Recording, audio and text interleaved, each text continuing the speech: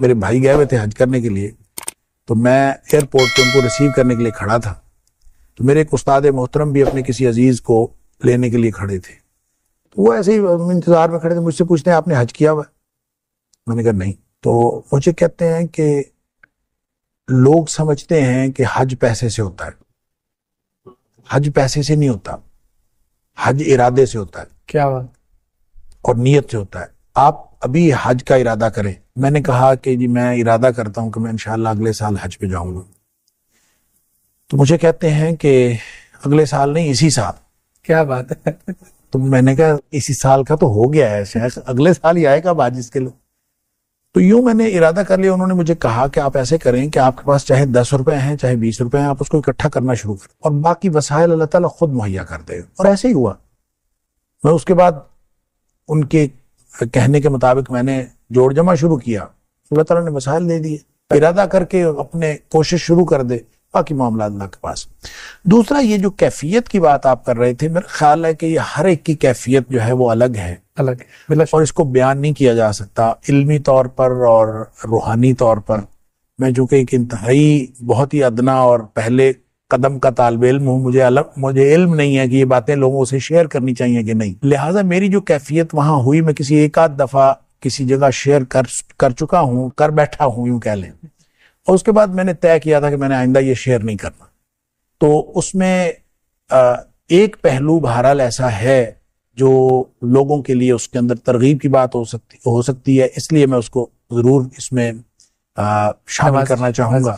وہ میرا تجربہ اس طرح سے ہوا کہ ہم لوگ حج پہ گئے اور حج کیا، پہلی دفعہ میں گیا تھا، تو ہم تقریباً 30 دن جو ہے، وہ 40 دن کا پیکیج ہوتا ہے، تو 30 دن ہم مکہ مکرمہ میں ہی رہے۔ تو ویسے تو حج کے اندر پیکیج یہ شامل تھا کہ وہ حج سے پہلے مدینہ منورہ جانا تھا اور واپس آنا تھا، لیکن ان کی کوئی ایڈجسٹمنٹ میں کوئی مسئلہ ہو گیا، تو جس کی وجہ سے ہم حج کے بعد ہم مدینہ منورہ گئے، تو سب لوگ یہی کہہ رہے تھے کہ ساری مشقت ادھر ہی ہوتی ہے مکہ مکرمہ میں، اب وہاں تو جا کے آرام کرنا ہے اور کچھ نہیں ہے، کوئی مسئلہ نہیں۔ تو میں نے کہا کہ ٹھیک ہے، اگر یعنی یہ کیفیت تھی، لیکن جب تو پہلا دن تھا، میں مسجد نبوی میں بیٹھا ہوا، میں یہ سوچ رہا تھا کہ نبی کریم صلی اللہ علیہ وسلم کے شہر میں آئے ہیں، تحفہ کوئی ہدیہ نبی کریم صلی اللہ علیہ وسلم کو پیش کرنا چاہیے، تو کیا میں تو کچھ بھی نہیں لے کے آیا۔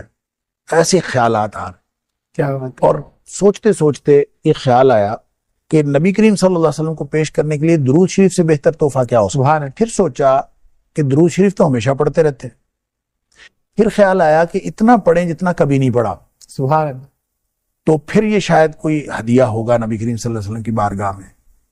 تو پھر ایک فگر مقرر ہوا خود ہی ذہن میں نا کہ اتنا مجھے روزانہ پڑھنا چاہیے، بس وہ فگر میں زیادہ بڑا مقرر کر بیٹھا، تو وہ پھر مجھے اتنی مشکل ہوئی اس کو پورا کرنے کے لیے کہ میں سمجھ لیں دن رات صرف درود شریف پڑھتا رہتا۔ سبحان اللہ۔ تو اس کا پھر کوئی 5واں کا دن تھا میرا خیال ہے، کیونکہ وہ 7 دن کا وہاں پہ قیام ہوتا ہے، تو 5واں کا دن تھا اور خواب میں نبی کریم صلی اللہ علیہ وسلم کی زیارت ہوئی۔ سبحان اللہ، سبحان اللہ۔ اور اس کی تفصیلات الگ ہیں، لیکن اس میں جو بتانے والی بات ہے وہ یہ کہ نبی کریم صلی اللہ علیہ وسلم نے فرمایا کہ تمہاری دعوت قبول ہے۔ اور یہ اس خواب کی جو سرشاری تھی وہ اس قدر زیادہ تھی کہ میں کبھی 5واں دن تھا تو 2-3 دن اور تھے، تو میں انتظار کرتا رہا کہ مجھے نا دوبارہ پھر کوئی ایسی کیفیت ہو، لیکن پھر کبھی نہیں ہوئی۔ اس کے بعد بھی سفر ہوئے لیکن کبھی یہ کیفیت نہیں ہوئی، بس وہ پہلی دفعہ ہی ہوئی۔ تو اس میں جو آپ نے کہا کہ حج سے پہلے کی کیفیت اور بعد کی، تو اس میں جو فرق ہوا، اس خواب کی جو کیفیت تھی اس میں گروپس نبی کریم صلی اللہ علیہ وسلم کے سامنے پیش کیے جا رہے تھے، تو گروپ کی شکل میں نبی کریم صلی اللہ علیہ وسلم بتاتے تھے کہ ان کی دعوت قبول ہے، ان کی دعوت قبول نہیں ہے، یعنی اس طرح سے وہاں فیصلے ہو رہے تھے۔ کچھ بہت ہی حیرت انگیز چیزیں بھی میں نے دیکھی۔ میرے ایک دوست جو اب اس دنیا میں نہیں رہے، ان کے بارے میں نبی کریم صلی اللہ، وہ اپنا سامان اٹھائے ہوئے پیچھے پیچھے جا رہے ہیں۔ میں نے کہا اس بندے کو پتہ نہیں کیا ہے، میں اس کے پیچھے پیچھے گیا ہوں کہ اس کو مسئلہ کیا ہے، تو وہ پیچھے جا کے بیٹھ گیا۔ تو میں نے اس کے جا کے پوچھا، میں نے کہا آپ کو کیا ہوا؟ کہتا میری دعوت قبول نہیں ہوئی۔ تو میں نے اس سے پوچھا آپ کی دعوت کیوں قبول نہیں ہوئی، آپ کے پاس سارا سامان تو موجود ہے؟ تو اس نے کہا میری داڑھی چھوٹی ہے اس لیے میری دعوت قبول نہیں ہوئی۔ اب یہ عجیب بات تھی۔ اور پھر میں جب یہ واپس آیا ڈاکٹر صاحب، میں اس کے گھر گیا اور میں نے اس کو یہ بتایا نہیں، میں نے ویسے یہ بتایا، میں نے کہا مجھے خواب میں کچھ بشارت ہوئی ہے تمہارے بارے میں۔ سبحان اللہ. اور یہ بشارت ہوئی ہے کہ تمہاری ساری باتیں ٹھیک ہیں، بس تھوڑا سا مسئلہ ہے داڑھی والا، وہ بھی پورا کر لو. اور وہ الحمدللہ اس نے فوت ہونے سے پہلے داڑھی پوری کر لی ہوئی تھی. سبحان اللہ.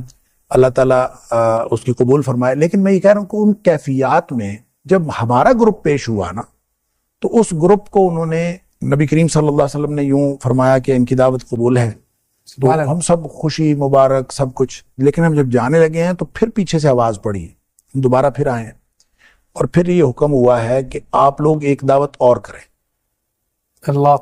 اچھا، یہ جو تھی اس پورے گروپ کے اندر بہت خوشی کی لہر دوڑ گئی کہ یہ کوئی خاص ہمیں حکم ہوا ہے کہ دوسری. میں نے اس کو یہ سمجھا کہ ہم جو دین کا کام کر رہے ہیں وہ بہت تھوڑا ہے، ہمیں اس کو کم از کم دگنا کرو. جو حج سے پہلے کی کیفیت ہے اور حج کے بعد کی کیفیت میں سمجھتا ہوں وہ یہ ہے کہ میں نے اپنی ذمہ داری یہ سمجھی کہ نبی کریم صلی اللہ علیہ وسلم ہم سے جو تقاضا کرتے ہیں وہ اس سے کہیں زیادہ ہے، ہمیں اور زیادہ کام کرنا چاہیے. بڑا مشہور معاملہ ہے نا مستجاب الدعوات ہونے کا، اس حوالے سے آپ کا کوئی تجربہ؟ مستجاب الدعوات تھے، بالکل میرا تجربہ ہے. اور صوفی عبداللہ صاحب کے حوالے سے بتاتے تھے کہ وہ چونکہ بڑے مستجاب الدعوات تھے، تو ان کے بارے میں بھی میں نے پوچھا ان کی دعاؤں کا کیا طریقہ کیا ہوتا تھا. وہ کہتا ہے وہ نا دعائیں بڑی مانگتے تھے، بڑی عجیب طریقے سے. تو ربوبیت کی آیات پڑھتے جاتے تھے، جس میں اللہ تعالیٰ کی عطا کا ذکر ہے وہ شروع کر دیتے تھے، اور مختلف جگہوں سے آیات جو ان کو یاد ہوتی تھی پڑھتے جاتے. اچھا، آیات پڑھنے کے بعد پھر وہ یوں نہیں کہتے تھے کہ یا اللہ یہ دے دے اور یا اللہ یہ دے دے. دعا کروانے والا جو ہے نا اس کو کہتے تھے چلو بھئی یہ بھی گل ہو گئی، چلو بھئی یہ بھی گل ہو گئی. وہ کہتے ہیں مثلا ایک بندے نے خبر سنا دیتے، ہاں جی، ایک بندے نے جو ہے اس نے کہا جی آپ دعا کریں اللہ تعالیٰ بیٹا عطا کرے. یہ صوفی عبداللہ صاحب کی بات ہو رہی ہے. یہ صوفی عبداللہ صاحب کی بات جو مجھے صوفی عائشہ صاحب نے بتائی. بالکل. تو کہتے ہیں کہ وہ یوں کھڑے رہے، آیات پڑھتے رہے، تو پھر اس کے بعد کہتے ہیں کہ یہ لو چلو جی ایک پتر، چلو جی 2 پتر، 3 پتر، 4 پتر، 5، 6، 7، 8 بڑے نے. سبحان اللہ. وہ کہتے ہیں اس طرح سے وہ دعا انہوں نے کی. تو وہ کہتے ہیں صوفی عائشہ صاحب کہتے ہیں میں نے اپنی زندگی میں تو اس کا 8 بیٹے ہی ہوئے. اللہ. اچھا، خود انہوں نے مجھے اپنے دعاؤں کے بارے میں بتایا. ایک تو وہ ذکر بہت کرتے تھے، اور بعض اذکار انہوں نے مجھے بتایا، میرے ساتھ شیئر کیے، سورہ فاتحہ، آیت الکرسی، بہت زیادہ. اچھا، وہ جو کثرت کرتے تھے نا اس کا آپ یہ اندازہ کر لیں کہ ایک دفعہ وہ کہتے ہیں کہ میں نے اللہ سے دعا کی یا اللہ میری یہ دعا قبول کر لے، میں 1000 روزے رکھوں گا. اچھا، اللہ اکبر. آپ اندازہ کریں اس طرح کو کرتا ہے. ہاں، بہت اور پھر وہ کہتے ہیں میں نے رکھے. اچھا، میں حیران حضرت، 1000 روزے 3 سال بنتے ہیں. تو کہتے کوئی نہیں، وہ میں روز رکھ لیتا تھا، الحمدللہ روزہ رکھ لیتا تھا، روزانہ ہی رکھ لیتا تھا. سبحان. کوئی نہیں، الحمدللہ کچھ بھی نہیں ہوا مجھے، میں ٹھیک 1000 روزے رکھ لیے.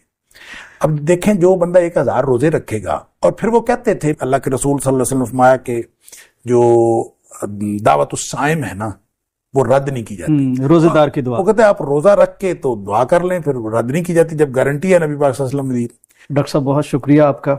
ناظرین، یہ اللہ والوں کی باتیں ہیں، اللہ سے تعلق کی باتیں ہیں. ایک بریک، ایک پروگرام کیا، اس پہ تو زندگیاں بیت جائیں جب ہم اللہ والوں کی باتیں کریں اور اللہ تعالیٰ کی عطا کی بات کریں، اس کی دینے کی بات کریں، اور بندوں سے تعلق اور محبت کی بات کریں. واقعتاً آدمی اشش کر اٹھتا ہے کہ کس طرح ایک شخص 1000 روزے کی بات کرتا ہے، اور 10 پارے وہ نوافل میں پڑھ دیتے تھے. اور اللہ سے جب ایسا تعلق بن جائے تو پھر تو پیارے پیغمبر کی حدیث بھی ہے کہ اللہ تعالیٰ وہ جو بندہ کہتا جاتا ہے اللہ کرتا جاتا ہے.